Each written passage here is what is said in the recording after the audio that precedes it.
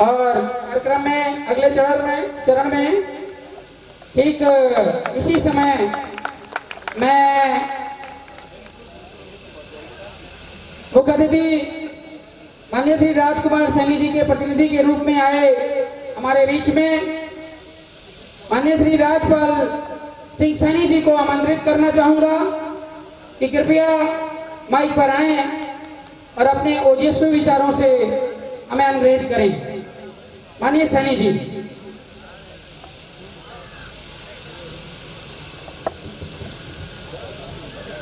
महात्मा बुद्ध जी को, सम्राट अशोक जी को, माता सावित्रीबाई जी को, ज्योतिबा फुले जी को और अंबेडकर जी को नमन करते हुए मैं सबसे पहले धन्यवाद देना चाहूँगा आयोजकों को, जो इतना अच्छा उन्होंने आयोजन किया।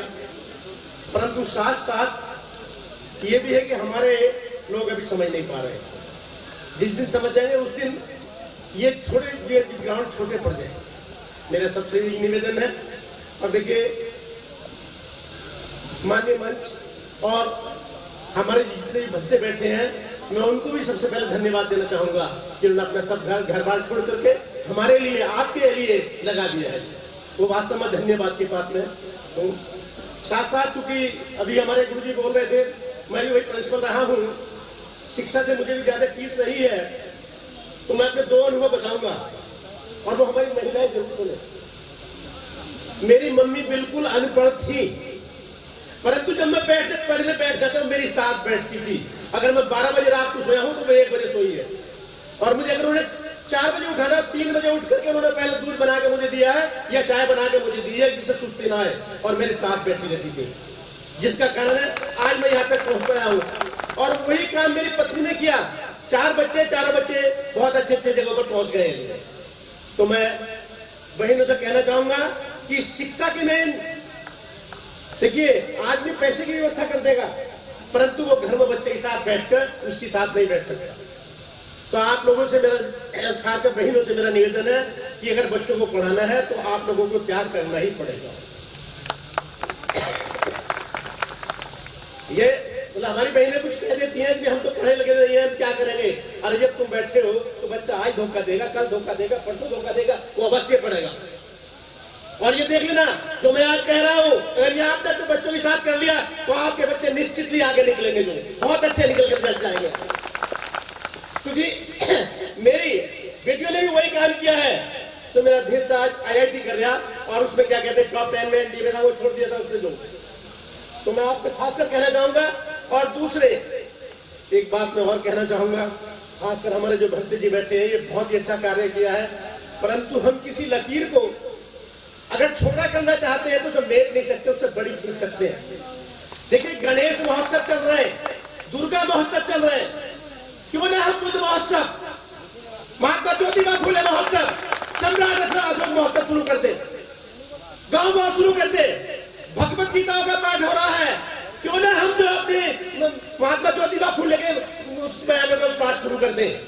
तो हमारे जो भी गायक हैं, मैं उनसे कहूंगा कि वो इस तरह से बनाए कि गांव जाकर जो पंडाल लगा करके शुरू करें उसे। और जिस दिन ये तुमने शुरू कर दिया तो वो अपने आप ढीले पड़ जाएंगे, जो हमें लूट रहे हैं वो अपने आप ढीले पड़ जाएंगे। ये मेरा आप लोगों से निवेदन है। और साथ साथ देखिए, हमें सबको ये मानना पड़ेगा कि माननीय बुद्ध जी ने जो कुछ दिया वही सत्य, बाकी सारा झूठ है। सब कुछ झूठ परोसा गया है हमें। हमारी बहनें सुबह उठकर 1 लोटा जल चढ़ाने जाती है। अक्सर मैं देखता हूँ कि और काम होना हो, ये जरूर होगा भाई। एक बार ये सत्य कहानी है, जो सिखों के गुरु हुए हैं, वहां बहुत सारे पंडित जल चढ़ा रहे थे। उन्होंने जल चढ़ा शुरू किया अपने गांव की तरफ को। वो तो चढ़ा रहे थे किसी देवता की तरफ या सूर्य की तरफ को, उन्होंने अपने गांव की तरफ को चढ़ाना शुरू कर दिया। जब वो कहने लगे ये बावला क्या कर रहे हैं, तो उन्होंने कहा पंडित जी आपका जल कहाँ जा रहा है, आप सूर्य को होकर जा रहा है और वो तो कई हजार किलोमीटर दूर है। जब आपका ये जल वहां पहुंच सकता है तो मेरा जल मेरे घर गांव में नहीं पहुंचने बनेगा। उन्होंने शिक्षा दी थी, उनकी ये शिक्षा थी जो, और उस शिक्षा को अगर आज भी हम नहीं समझ पा रहे तो किया क्या।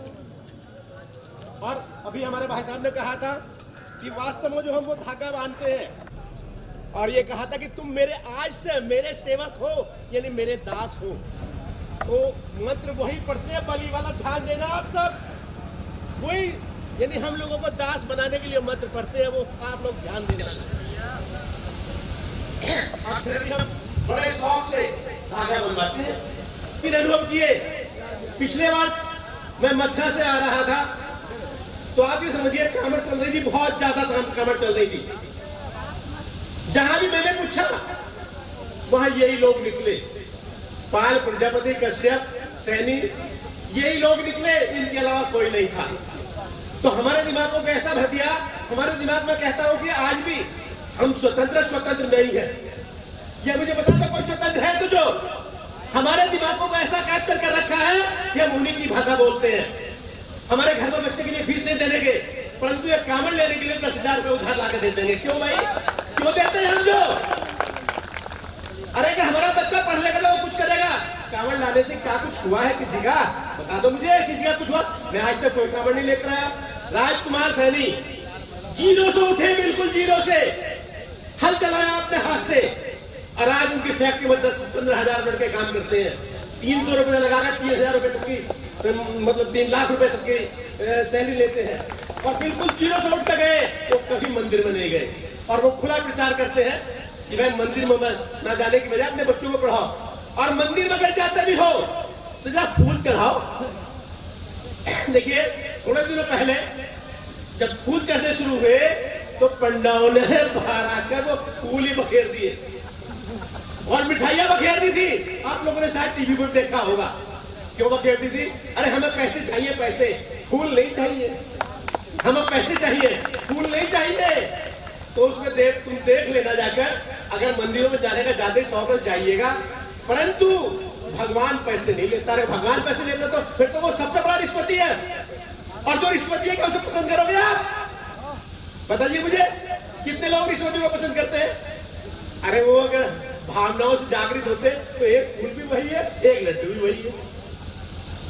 परंतु स्थिति ये होगी जब तुम्हारे फूल हाथ में देखेंगे तो वो लोग तुम अंदर ही नहीं घुसने देंगे मंदिर में। जो तो टाइम वेस्ट करेगा, ये तो टाइम वेस्ट करेगा। देखिए ये बात हो गई, परंतु साथ साथ मेरा निवेदन ये है कि पढ़ने की तो बहुत विशेष ध्यान दो। सरकार पहली वाली नीति लाने जा रही है जिसे हम हिंदू राष्ट्र के नाम से आज बड़ा खुश हो रहे हैं, और मुसलमान हमें खा जाएंगे। अरे जब मुसलमानों का राज था जब तो वो हमें खाए नहीं, और आज तो प्रधानमंत्री हमारा हिंदू, राष्ट्रपति हमारा हिंदू, अधिकारी ज्यादातर हमारे हिंदू, आज हमारे ऊपर जो है तलवार लटक रही, हमें हिंदू मुसलमान खा जाएंगे। वो तुम्हारे वोट की राजनीति और कुछ नहीं, उन्हें वोट लेना है केवल। और सबसे ज्यादा अगर नुकसान किया तो ओबीसी वर्ग का, और ओबीसी वर्ग में भी इंसानी महर कुछ को नुकसान किया सबसे ज्यादा, क्योंकि वो वर्ग ये जानता है कि जिस दिन इस वर्ग ने जाग ली, अंग्रेज ले ली, तो तुम कहीं नहीं रहोगे। वो वर्ग ये बहुत अच्छी तरह जानता है, और उसी की वजह वो हमारे को किसी न किसी पाखंड में उलझाए रहते हैं। देखिए अभी 5-4 साल में की भर्ती में बता रहा हूं आपको, 70,000 टीचर रखे गए, 70,000, 19,000 हमारे लोग रखे जाने चाहिए थे। केवल 1,500 के करीब वो बच्चे आए जो बहुत टॉपेस्ट में थे।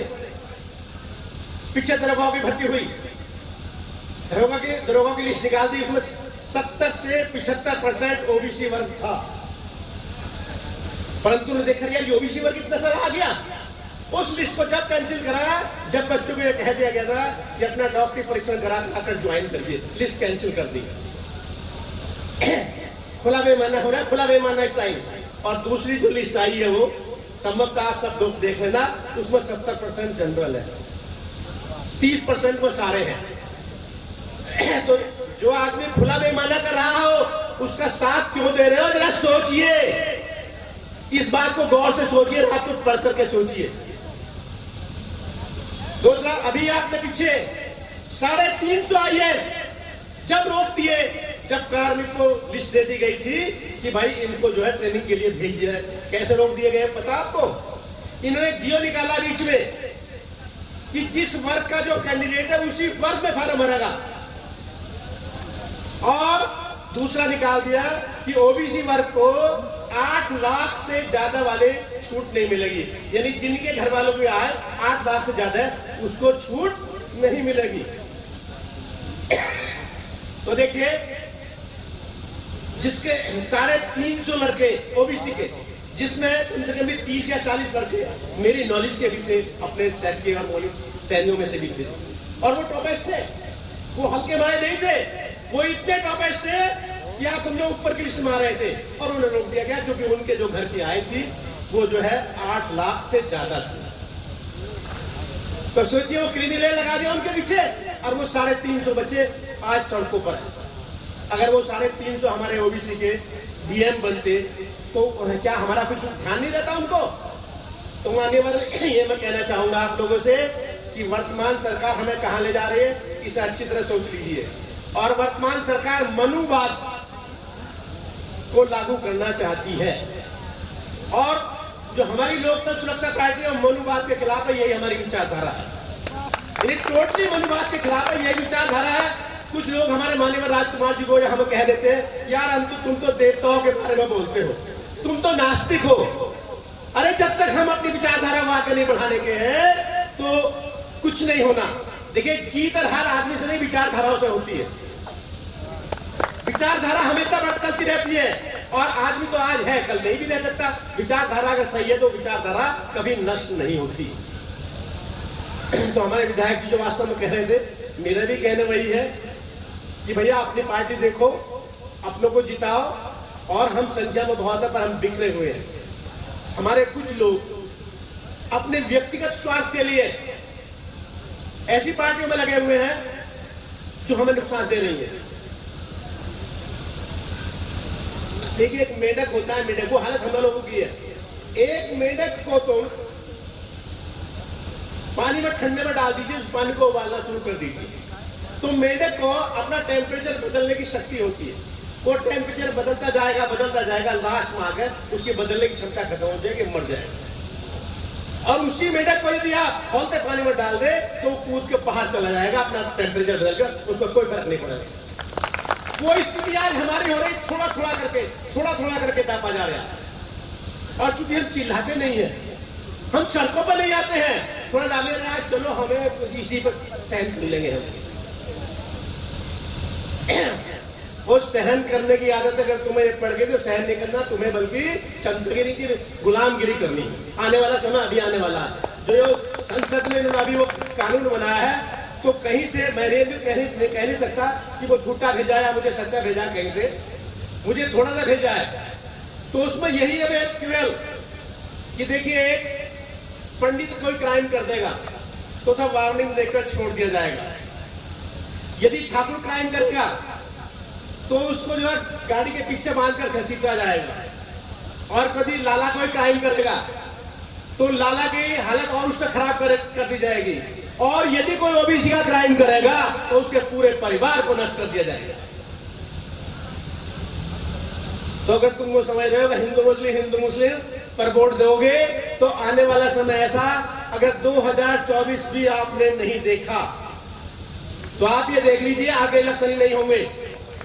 उनकी पूरी योजना है, अगर 2024 में पूर्ण रूप से बहुमत से आ गए तो आगे फिर इलेक्शन नहीं होंगे और हम लोग सब गुलाम होंगे। मेरी बात याद रखना, जो जितने ओबीसी SC ST कैटेगरी के लोग हैं, जब सब ये गुलाम होंगे, हमें उनकी सेवा करनी। अरे ये तो अभी भी देख लो आप, जो ट्रेनिंग के लिए इन्होंने निकाला है, उस ट्रेनिंग में लोहार का बच्चा लोहार की ट्रेनिंग करेगा, वो किताब छपकर आ चुकी है, कोर्स आ चुका उसका। जो सैनी मार्गे मौर्य वही सब्जी की ट्रेनिंग करेंगे। तो मान्यवर इनकी टेंडेंसी बिल्कुल शुरू हो गई है। और 1925 में गठन हुआ था RSS का।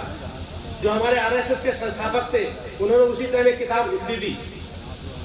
आप उस मान्यवर गोवलकर जी की किताब को पढ़कर देख लेना, बिल्कुल उसी एजेंडे पे सरकार चल रही है कि सारी संपत्ति बेच करके केवल अपने चंद आदमी के पास लिया और GDP डाउन कर दो, आम आदमी को इतना गरीब कर दो कि जो रोटी कपड़ा ही केवल विकास दिखाई दे, तो तुम बहुत लंबे समय तक राज करोगे। बताइए ये नीति चल रही है नहीं चल रही? 1925 की गोवलकर जी किताब में पढ़कर देख लेना, ये सब कुछ उसमें लिखा और हमारे माननीय प्रधानमंत्री उसी नीति पर चल रहे हैं। सारे कारोबार ठप हो गए लगभग, और हमारे 7 आदमियों की संपत्ति कहां से कहां बढ़ गई, सोचा किसी ने? रात को जाकर सोचना कि हमारे बच्चों का क्या हो रहा। और मेरा निवेदन पुनः यही है कि बच्चों के पढ़ने की तरफ ध्यान दीजिए।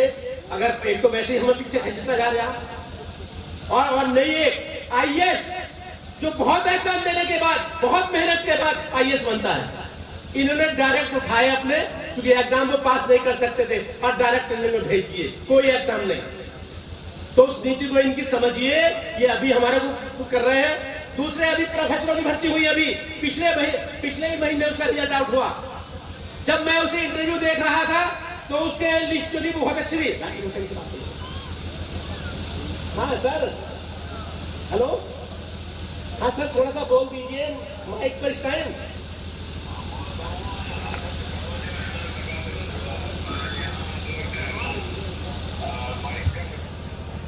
हाँ, मैं माइक पे लगा रहा हूँ। देखिए, माननीय राजकुमार जी बोल रहे हैं, उनके विचारों को सुनिए।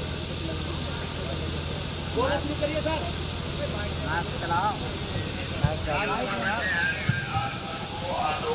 दसवीं की हार्दिक शुभकामनाएं देता हूं और आपसे अपील करता हूं कि अपने महापुरुषों को, गौतम बुद्ध को पढ़े, अशोक सम्राट चंद्रगुप्त मौर्य को पढ़े, बाबा साहब भीमराव अम्बेडकर और महात्मा ज्योतिबा फूले को पढ़े। आप लोग अपने महापुरुषों को, जो हकीकत में असली इतिहास है उसे तुम नहीं मानते, तुम नकली इतिहास जो जिसको सुप्रीम कोर्ट ने भी मना कर रखा है, सुप्रीम कोर्ट ने भी फैसला दे रखा है कि जो रामायण महाभारत ये काल्पनिक हमारे ग्रंथ हैं, और इन काल्पनिक ग्रंथों के पीछे पूरा बैकवर्ड समाज कहीं ना कहीं अपने आप को अंधविश्वासी बनाए बैठा है, और 85% लोग होने के बाद भी राज की तरफ जाने के लिए मुंह तक नहीं करते। आप सभी से हाथ जोड़ के विनती है, एक बार आप यहाँ पर कितने लोग इकट्ठे हैं, जरा ताली मार करके मेरे को बताएं कि कितने लोग यहाँ पर हैं। ताली जोर से बजाएं भाई, ताली जोर से बजाएं। धन्यवाद करता हूँ सभी आपका। आपने जो है ना मुझे 2 शब्द कहने का मौका दिया। आप अशोक सम्राट की विजयदशमी, जो एक लिंगा युद्ध के बाद बौद्ध धर्म उन्होंने अपनाया था, और पूरे विश्व के अंदर जो 84,000 स्तूप बना करके महापुरुष गौतम बुद्ध जिसने जीवन के सार पंचशील विश्व को दी, आप सब उन महापुरुषों को पढ़ें जो हकीकत में इतिहास है। नकली इतिहास से बचें, अंधविश्वास से बचें। मेरी यही प्रार्थना है और यही प्रेरणा देने का आज दिन है। सभी को विजयदशमी की पुनः फिर हार्दिक शुभकामनाएं।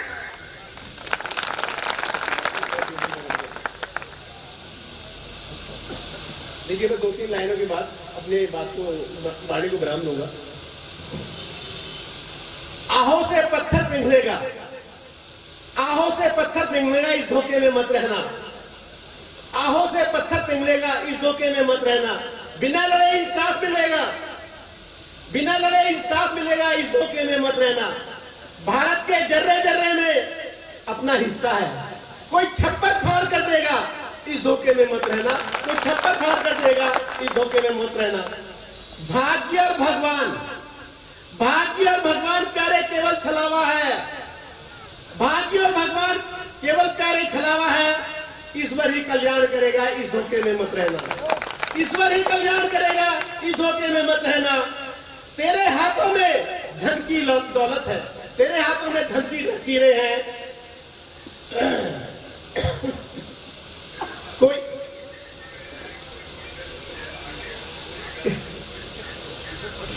ये कोई पंडित तुम्हें आकर देगा, इस धोखे में मत रहना। वहीं से मुझे कर रहे हैं जो। शिक्षित बनो, संगठित बनो, खुद पर विश्वास करो।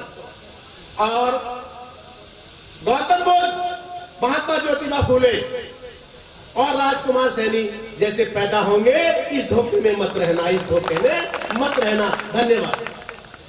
बहुत बहुत धन्यवाद सैनी साहब। और आपने देखा कि हमारे माननीय श्री राजकुमार सैनी जी वहाँ पर बैठकर और आपको संदेश दे रहे हैं, और निश्चित तौर पर जिस दिशा में हम लोगों को चलना चाहिए उस दिशा में हम लोग अग्रसर हैं। और आपको बताना चाहूँगा कि मिशन सबसे इम्पोर्टेंट है।